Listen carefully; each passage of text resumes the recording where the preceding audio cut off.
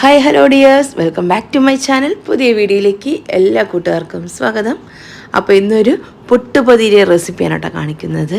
Normal നമ്മൾ തയ്യാറാക്കുന്ന ഒരു പുട്ടും ചിക്കൻ കറിയും പപ്പടവും ചിക്കൻ ഫ്രൈ ഒക്കെ വെച്ചിട്ട് ഒന്ന് വാഴയിൽ പൊതിന് വെച്ചിട്ട് ഒരു 2 മിനിറ്റ് ഒന്ന് അടച്ച് വെച്ചിട്ട് തുറന്ന് വെച്ച് കഴിക്കുന്ന അതേത്രയുള്ള സംഭവം കേട്ടോ.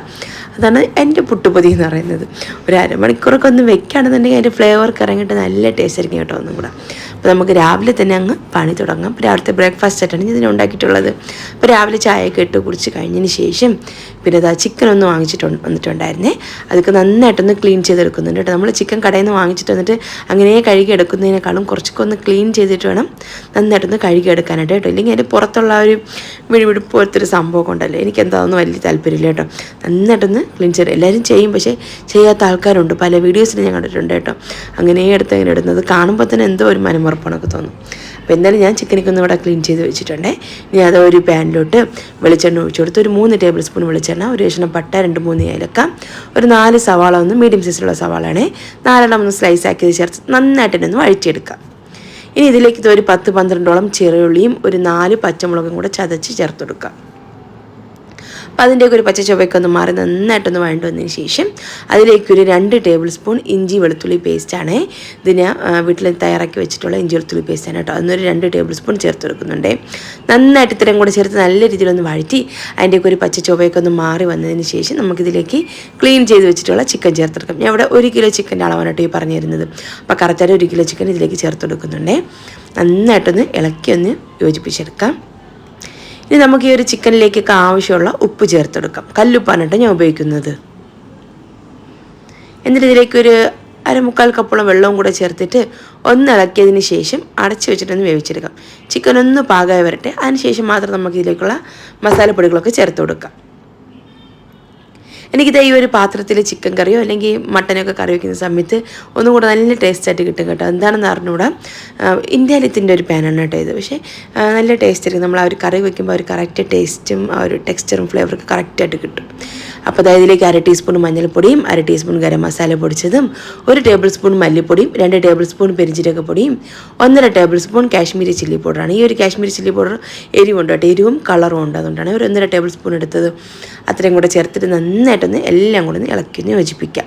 അപ്പോൾ കറി നല്ലോണം കട്ടിയായിരിക്കുന്നുണ്ട്. ചിക്കനിന് അധികം വെള്ളം ഇറങ്ങിയിട്ടില്ല. അതുകൊണ്ട് തന്നെ ഇതിലേക്ക് കുറച്ചും കൂടെ വെള്ളം ഒഴിച്ചു കൊടുക്കുന്നുണ്ട് കേട്ടോ. നമ്മൾ കുറച്ച് ഗ്രേവിയാണ്, നല്ല ഗുളുത്ത ഗ്രേവി ടൈപ്പാണ് കേട്ടോ തയ്യാറാക്കിയെടുക്കുന്നത്. അപ്പോൾ അത് കുറച്ചും കൂടെ വെള്ളം ഒഴിച്ച് വീണ്ടും കുറച്ച് മല്ലിയില അരിഞ്ഞതൊക്കെ ചേർത്ത് കൊടുക്കാം. ചെറിയൊരു തക്കാളി ഒന്ന് ചെറിയ കഷ്ണങ്ങളാക്കി മുറിച്ച് വെച്ചതാണ്. തക്കാളി നമുക്കിതുപോലെ ലാസ്റ്റ് ചേർത്ത് കൊടുക്കണം. നമ്മൾ തക്കാളി വഴറ്റിയെടുക്കേണ്ട ആവശ്യമില്ല. ഇതുപോലെ തക്കാളിയും കൂടെ ചേർത്തിട്ട് അടച്ചൊരു ലോ ഫ്ലെയിം ആക്കിയിട്ടൊരു 10-15 മിനിറ്റ് ഒന്ന് മാറ്റി വയ്ക്കാം. പിന്നെ എന്താ ബോൺലെസ് പീസ് ചിക്കനാണ് കേട്ടോ എടുത്തുള്ളത്. 1 കിലോ ഉണ്ട്. ഇതിലേക്ക് നമുക്ക് ആവശ്യത്തിനുള്ള ഉപ്പും പിന്നെ അതുപോലെ തന്നെ ഇഞ്ചി വെളുത്തുള്ളി പേസ്റ്റാണ് കേട്ടോ ഒരു 1.5 ടേബിൾ സ്പൂൺ ചേർത്ത് കൊടുക്കുന്നുണ്ട്. നമ്മൾ അരച്ച് വെച്ചിട്ടുള്ള ഒരു പേസ്റ്റാണ് കേട്ടോ. പിന്നെ ഇതിലേക്ക് ഒരു 2-3 ടീസ്പൂണോളം പെരിഞ്ജീരകത്തിൻ്റെ പൊടിയാണ് ചേർത്ത് കൊടുക്കുന്നത്. പിന്നെ ഒരു 1/4 ടീസ്പൂണോളം മഞ്ഞൾപ്പൊടി ചേർത്ത് കൊടുക്കാം.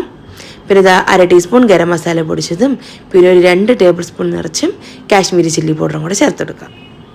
എന്നിട്ട് ഇതിലേക്കൊരു ലെമൺ ഫുള്ളായിട്ട് എടുക്കുന്നുണ്ട്. അത് നമുക്കിതിലേക്ക് പിഴിഞ്ഞിങ്ങനെ ചേർത്ത് കൊടുക്കാം. കുരു ഒന്നും വീഴാതെ എടുക്കണേ. അപ്പോൾ ഞാൻ ഒരു നാരങ്ങ ഫുള്ളായിട്ട് ചേർത്ത് കൊടുക്കുന്നുണ്ട് കേട്ടോ.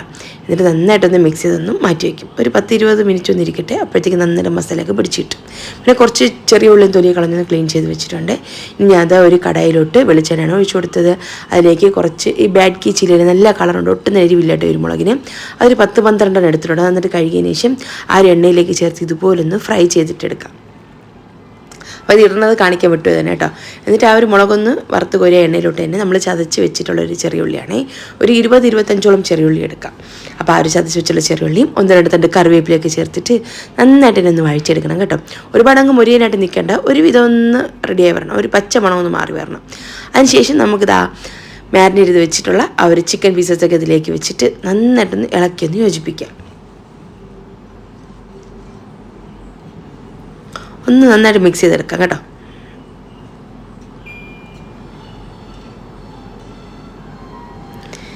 എന്നിട്ട് നമുക്ക് ഒരു അടപ്പുകൊണ്ട് അടച്ചിട്ട് ഇതൊന്ന് വേവിച്ചെടുക്കാം. അപ്പോൾ സ്വാഭാവികമായിട്ട് ഇതിന് ചിക്കന് നല്ലോണം വെള്ളമൊക്കെ ഇറങ്ങിയിട്ട് ഒന്ന് നന്നായിട്ടൊന്ന് കുക്കായി കിട്ടും. അതിന് വേണ്ടിയിട്ടാണ് അടച്ച് വയ്ക്കുന്നത് തന്നെ. അപ്പോൾ അതൊന്ന് റെഡിയായി വരട്ടെ. നമ്മുടെ ചിക്കൻ കറി ഇവിടെ റെഡി ആയിട്ടുണ്ട്. അന്ന് എണ്ണയൊക്കെ തെളിഞ്ഞ് നല്ല പാകമായിട്ട് വന്നിട്ടുണ്ട് കേട്ടോ. നല്ല ടേസ്റ്റാണ് കേട്ടോ ഇങ്ങനത്തെ ചിക്കൻ കറി. ഇതൊരു പൊറോട്ടയുടെ കൂടെയൊക്കെ നല്ല കോമ്പിനേഷൻ വരുന്നൊരു ചിക്കൻ കറിയാണ് കേട്ടോ. പുട്ടിൻ്റെ കൂടെ വെച്ചാണ് എങ്കിലും പറഞ്ഞതാണേ. അപ്പോൾ അതാ നമ്മുടെ ചിക്കൻ കറി ഇവിടെ റെഡി ആയിട്ടുണ്ട്. ഇതിനകത്ത് മാറ്റി വയ്ക്കുന്നുണ്ട് കേട്ടോ. ഇനി ഇതാ ഒരു ചിക്കനിൽ നിന്ന് വെള്ളമൊക്കെ വന്നിട്ടേ ഒന്നും കൂടെ ഒന്ന് സെറ്റാവുന്നു വെന്ത് വന്നിട്ടുണ്ട് ആ ഒരു ചിക്കൻ. നമുക്കൊന്ന് നന്നായിട്ടൊന്ന് ഇളക്കി യോജിപ്പിക്കാം. ആ ഒരു വെള്ളം വന്നിട്ട് നന്നായിട്ടൊന്ന് വറ്റി വരണം. അതാണ് കേട്ടോ ഈ ഒരു ചിക്കൻ വേവുന്നതിൻ്റെ പാകം എന്ന് പറയുന്നത്. ഇനി നമ്മൾ അടപ്പൊന്ന് മാറ്റിയിട്ട് നല്ലോണം ഡ്രൈ ആക്കി എടുത്താൽ മതിയാകും. അപ്പോൾ അതൊന്ന് വരണ്ട് വരുന്നതിനനുസരിച്ചിട്ട് നമ്മൾ നേരത്തെ വറുത്ത് മാറ്റി വെച്ചിട്ട് ആ ഒരു വറ്റൽമുളക് അതും കൂടെ നമുക്ക് പൊടിച്ച് ഇതിലേക്ക് ചേർത്ത് നന്നായിട്ടൊന്ന് വരട്ടി ഈ ഒരു കളറെത്തുന്ന വരെ ഒന്ന് വരട്ടിയെടുക്കണേ. അപ്പോൾ ആ ചിക്കൻ ഫ്രൈ ഇവിടെ റെഡി ആയിട്ടുണ്ട്. നല്ല ടേസ്റ്റാണ് കേട്ടോ ഈ ഒരു ചിക്കൻ ഫ്രൈ കഴിക്കാനായിട്ട്. അപ്പോൾ നമ്മുടെ രാവിലത്തെ ബ്രേക്ക്ഫാസ്റ്റിന് പുട്ടിൻ്റെ റെസിപ്പി കാണിക്കുന്നതിന് മുന്നേ ഒരുപാട് പ്രാവശ്യം കാണിച്ചിട്ടുണ്ട് നമ്മുടെ പേജിൽ. പിന്നെ ഇത് ആവശ്യമുള്ളവർ വേണമെങ്കിൽ ഒന്ന് ചോദിച്ചാൽ മതി, താഴെ കമൻറ്റ് ചെയ്താൽ മതിട്ട് പറഞ്ഞുതരാം. പിന്നെ ഇതാ ഒരു പുട്ടും ചിക്കൻ കറിയും പപ്പടവും ചിക്കൻ ഫ്രൈ പിന്നെ ഒരു പുതിനയില കട്ടനും കൂടെ ഇട്ടിട്ട് രാവിലത്തെ ബ്രേക്ക്ഫാസ്റ്റ് ഇവിടെ നമ്മൾ ഉഷാറായിട്ടുണ്ടേ. അപ്പോൾ അതാ ഈ ഒരു രീതിയിൽ ചിക്കൻ ഫ്രൈ ഉണ്ട് മെയിനായിട്ടുള്ള ഒരു റെസിപ്പി എന്ന് പറയുന്നത്. അപ്പോൾ എന്തായാലും ഒന്ന് ട്രൈ ചെയ്ത് നോക്കിയിട്ട് അതിൻ്റെ ഒരു ഫീഡ്ബാക്ക് ഒന്ന് താഴെ കമൻറ്റ്സ് ആയിട്ട് കൊടുക്കണേ. അപ്പോൾ ഈ വീഡിയോ നിങ്ങൾക്ക് ഇഷ്ടമായിട്ടുണ്ടെങ്കിൽ ഒരു ലൈക്കും ഒരു ഷെയർക്കും ഒന്ന് ചെയ്തേക്കാം കേട്ടോ. അപ്പോൾ ഈ വീഡിയോ കണ്ട എല്ലാ കൂട്ടുകാർക്കും താങ്ക്സ്.